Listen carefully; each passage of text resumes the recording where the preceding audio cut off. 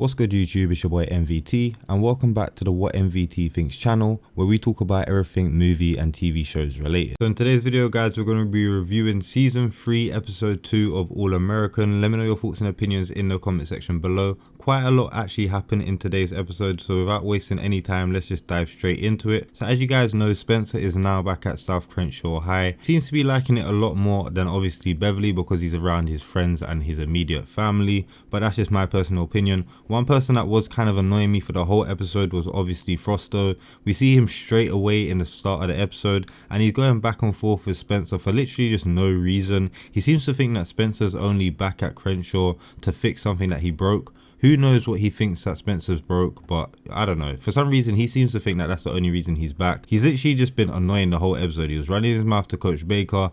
At some point during the episode, he even walked off the field. Coach Baker ended up having a discussion with him and then he ended up coming back at the end. I mean, it's a good thing that he still came back, but he was just annoying me throughout the whole episode, so he don't get any credits for me personally. Let me know your thoughts and opinions about Frosto in the comment section below. And let me know, is he a new character? Because I don't feel like I've seen him before. I could be wrong and he might have been in the previous seasons, but I don't feel like I've seen him before. So let me know if he's a new character or a new cast member in the comment section below if anyone does know. But let's actually move over to Beverly. So at Beverly we have a new coach, Coach Montez. Now Coach Montez is not playing any games from the looks of it. The first move which we saw from her was obviously rejecting Asher, and that was due to him using steroids in the previous season. He obviously wants to get back on the team to kind of prove himself, and obviously I think it's his last year at school, so he kind of wants to get scouted and he wants to go pro. But from the looks of it, she just didn't really want to hear any of that and she just cold-heartedly rejected him. And personally, I don't really feel bad for him that much. He takes steroids trying to get an edge over everyone else when everyone else is putting blood, sweat and tears into their craft, so he should pay for what he has done, in my personal opinion. But let me know how you guys feel about that in the comment section below.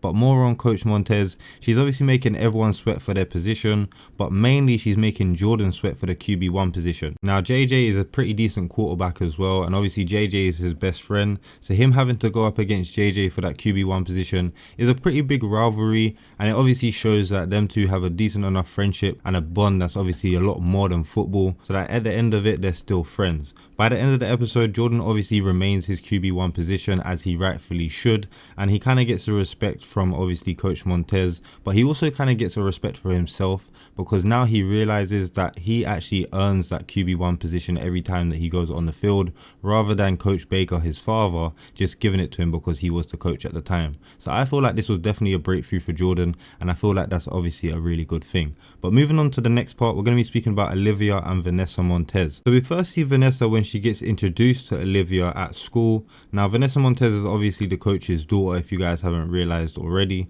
Now the first thing we notice when they two obviously meet is that Olivia starts acting strange like straight off the bat, but none of us actually understand like why she's moving strange, because at this point no one's actually seen Vanessa until now, so like it's just strange, like no one actually knows. It's only until later on in the episode when things start to make a bit more sense. So at this point no one really knows anything. Vanessa then sees Asher. Now this where it makes a lot more sense, because it turns out that Asher was actually in Mexico with Vanessa during the summer. So Vanessa basically ends up telling Asher that she's not going to tell Olivia from what happens during the summer, so it's basically just going to be their little secret, basically saying that she don't mind being a side chick. Like she's well aware that you have a girl, she knows who your girl is, but she just doesn't care at all. So by this point Asher is feeling pretty safe. He feels like obviously Vanessa's not going to go ahead and tell Olivia about what happened in the summer. He's obviously not going to go off his own ass and tell Olivia what happened during the summer. So in his head there's no way Olivia can figure out what happened in the summer, even if Vanessa now goes to the same school as them. So he feels pretty safe and he feels pretty secure, but little does he know guys. So it turns out that obviously Olivia actually knows, and I'm going to tell you how she knows in just a second, but before that she actually goes to Asher and she actually asks Asher, how do you know Vanessa? Asher kind of rubs it off and basically says that he doesn't really know her like that. So now at this point Olivia knows that he's 100% concrete lying. So at the end of the episode, Layla actually sits down with Olivia and they actually have a discussion, and Olivia comes clean and says that obviously during the summer she actually went to Mexico to surprise Asher and then actually saw Asher with Vanessa. Now, she hasn't said nothing, but that's obviously what she knows. Now, with knowing that, I personally believe that she saw those two together, came home, and then purposely got with Spencer over the summer, just out of spite from what she saw Asher do over the summer as well. Now, that's what I believe, but we're going to have to see how things unfold throughout the season. Let me know your thoughts and opinions in the comment section below.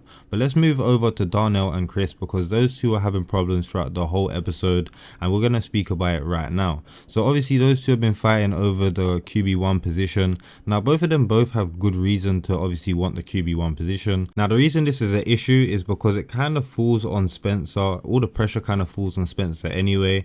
Both of them know that whatever Spencer recommends to Coach Baker is what he's more than likely going to go with. So both of them want Spencer to vote for themselves to obviously Coach Baker, which is putting him in a sticky situation and is causing him a lot of stress. And as we already know, he can't deal with a lot of stress right now. He's got recovery to deal with. He's got his mental health to deal with. Stress isn't something that he should be dealing with, and he's going to have to pick out of his day one or someone that he considers his family. So it's actually a really tough decision for him, and we see that kind of unfold in the episode. But at the end of the day, he actually chooses Darnell, but Coach Baker actually goes ahead and chooses Chris, as he feels like Chris will make more sense at the moment because Chris has more chemistry with the current team, and he feels like that will obviously boost the team's morale and help them win games at the moment, which in my opinion definitely makes a lot more sense. He can obviously swap them out, and he can start one game and then start the other game and see their performance, and then literally just go off performance after that. I don't know why everyone's being so dramatic. It's literally the start of the season. Like, just calm down.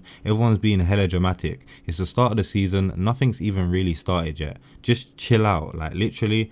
But obviously at the end of that, Spencer does something which is pretty stupid in my opinion. He actually tells Chris that he didn't choose him and that he actually chose Darnell. Like, why would you do that? I mean, Chris has already got chosen. Why would you go ahead and tell him that, yo, I didn't choose you, like I chose Darnell? Now you're just going to create conflict between you two, and I feel like that's what's going to happen. And I feel like at the end of the day, there's going to be a bit of friction between them, but we're going to have to see how that's going to unfold within the next seasons, or within the next episode, should I say. Now we're going to be moving on to Preach and Mo. So as you guys know, Preach got out of jail last episode. So this episode, we see Coop go to meet Preach to actually tell him that she weren't the reason he got out of jail. And the reason that he actually got out of prison or jail is because of Mo. So at this point, Preach is kind of confused because he looks at Mo as an enemy, because obviously Mo is Tyrone's brother, and Tyrone is the reason why Preach is in jail in the first place. So to him, she's pretty much the op. So he goes to meet her to find out what's the real reason as to why she got him out of jail. And her whole reasoning is basically she wants to make amends because her brother was doing a madness in the community and blah blah blah blah blah. But Preach don't really want to hear none of that. But the main thing which we notice here, guys, is that these two have a history. We see Mo try to rub Preach's chest and talk about the past and blah blah blah. Preach don't want to hear nothing about the past. Listen, to him, you are a op. I promise you. To Preach, you are a op. He is not trying to talk, chill, beat, have sex. He ain't trying to do nothing with you. I'm telling you for a fact. So Preach basically told her that if that's the real reason as to why she got him out of jail, then that's cool. But at the end of the day, he doesn't want anything to do with her. And then he basically just got out of there ASAP because, as I said, he don't want anything to do with her. He don't trust her. And at the end of the day, I wouldn't trust her either, and I don't blame him. But I definitely believe that this little storyline has a bigger plot, and I believe that Mo has a lot more cooking in her brain. So I guess we're going to see what's going to happen in the upcoming episodes. Let me know your thoughts and opinions in the comment section below. But moving on to Coop, we're actually going to be talking about Coop and her first check. And I can't lie, this bit was actually hella jokes. Like, when she opened her first check and she was expecting like a big figure, and she obviously got a small ass figure. The funny thing is they didn't even show us the figure, but we just know it's small by the face that she showed.